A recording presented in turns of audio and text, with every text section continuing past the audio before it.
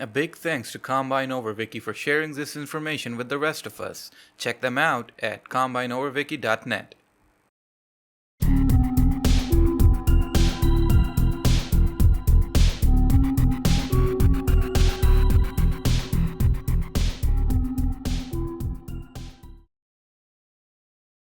Similar to, well, most of the game, Half-Life 2's citizens went through a pretty long process to get where they are today. In this video, I'll be sharing with you the known development of Half-Life 2's citizen, or rather, the evolution of Half-Life 2's citizens. Bear in mind that this is not the absolute list, and we might have more out there that we have not discovered yet, and we never might know the full story, but hey, this is more than enough. Starting off, we have the classic gas mask citizens. So, early in development, gas masks played a big role both in the story and in the gameplay. There was supposed to be this huge facility called the Air Exchange that would have replaced the Earth's air with toxic gases, and because of that, everyone would have to wear gas masks. Out of this came the gas mask citizen model, first shown in the 2001 Get Your Free TVs demo privately shown at SIGGRAPH, and also shown in the E3 2002 demo as well.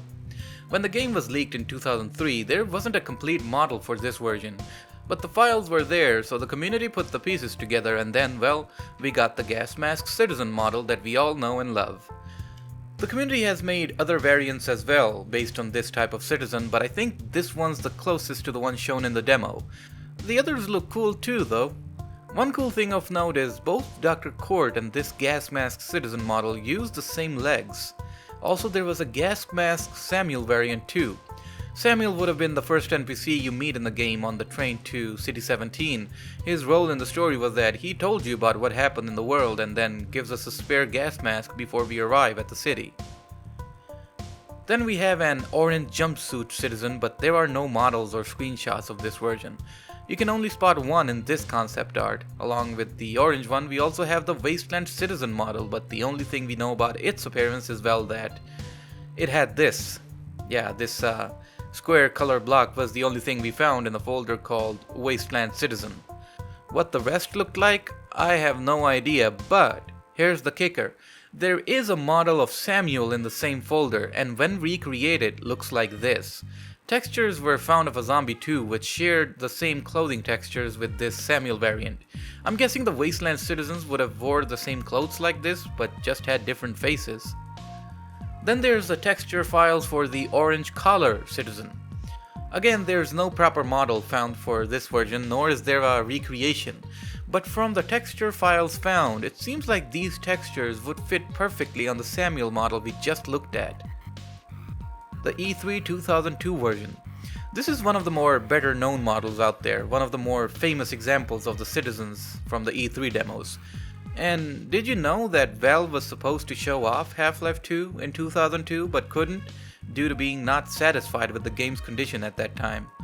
The videos they would have shown at that event later surfaced on the internet and became part of the infamous Half-Life 2 beta universe. But anyway, this version is where the design starts to shape up into what we know today. The citizens have a blue coat, brown trousers, black gloves, and some sort of logo on the back. This model was recreated using the leaked texture files, and the textures can also be seen on these zombie variants. The early 2003 model is similar to the 2002 one apart from the color and minor texture differences. There wasn't a proper model to be found in the leaked files, but the community was able to restore it. The E3 2003 version is, I think, the one we might have gotten if it weren't for the leak. I'm not sure about that, nor do I have any credible sources, but I genuinely feel like this version was not finalized because of the leak, which resulted in the model we have today. The E3 2003 version has the citizens wearing bright colored clothing, a stark difference from the dark blues we see in the retail version. A fun fact about this era in the leak is that there were cut citizen face maps found. One is of Travis, based on Travis Brady, who was an artist at Valve and left before the game came out, and then there's Laura Dubuk, another Valve employee, and two other female face maps named Linda and Tam. With these three female face maps cut out of the game, it kind of explains why we have more male citizens versus female citizens. Next up is the E3 2004 teaser trailer version, which I'm guessing was the last design used before the final version was used in the retail. It kinda looks similar to retail, especially the color, but I personally feel it's much more futuristic looking than what came after this one. One fun fact is that this texture was used in the game, but only on the corpse model, which is kinda strange. This was discovered in the 2016 and 2017 leaks. And finally, we have the classic, the timeless design of the retail game. Now, we all might bicker about what's better and what's not about the game, but I personally feel that the citizens' design in the retail game is kind of memorable, isn't it? It wasn't too funky or overdone, nor was it too lacking. It just had the perfect balance to be smoothly integrated into the world of Half-Life 2. It's one of those designs that you look at from afar and go, yeah, that's the citizen uniform from Half-Life 2. First off is the minimal version of the citizen. Basically, this was to be used for the dozens of citizens that would be working in the stenographer's chasm, a cut location from the beta.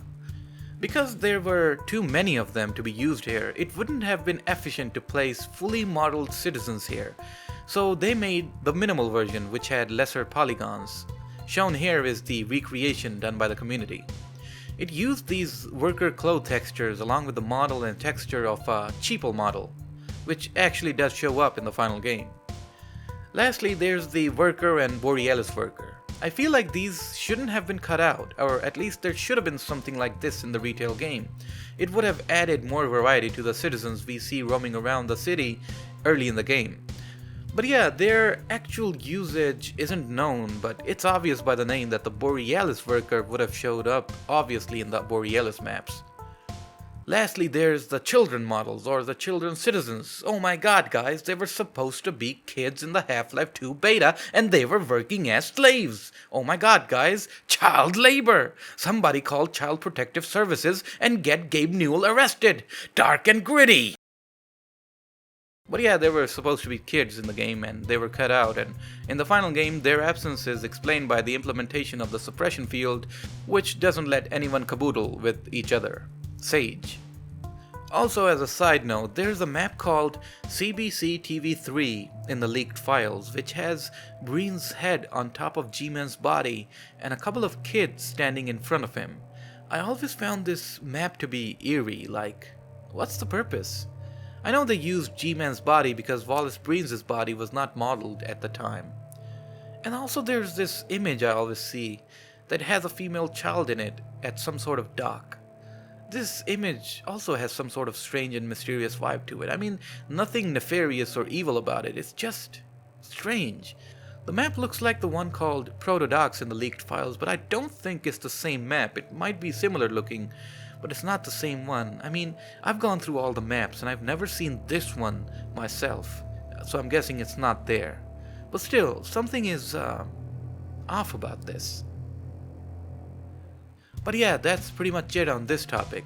I might make a separate video about the retail citizens and their backstories and who they were based on, but we'll see. Thanks so much for watching, and a big thanks to these benefactors for supporting the channel. Cobalt Wagon, NoClick, Unusual, Geote, Jason, Fisher Grice, Klaus, TTG, Stevus Brevis, Slamdance, Lamdry, 15 Glorious Minutes, Hawk Assault, Mr. Spaban, Alien Grunt, Mark Jelen, A Normal Street Lamp, T-Boy301, TRR Droid, The Hazardous Memer, Bipolet the Fighter, and Forgotten. Thanks again, and see you in the next one. Dark and gritty!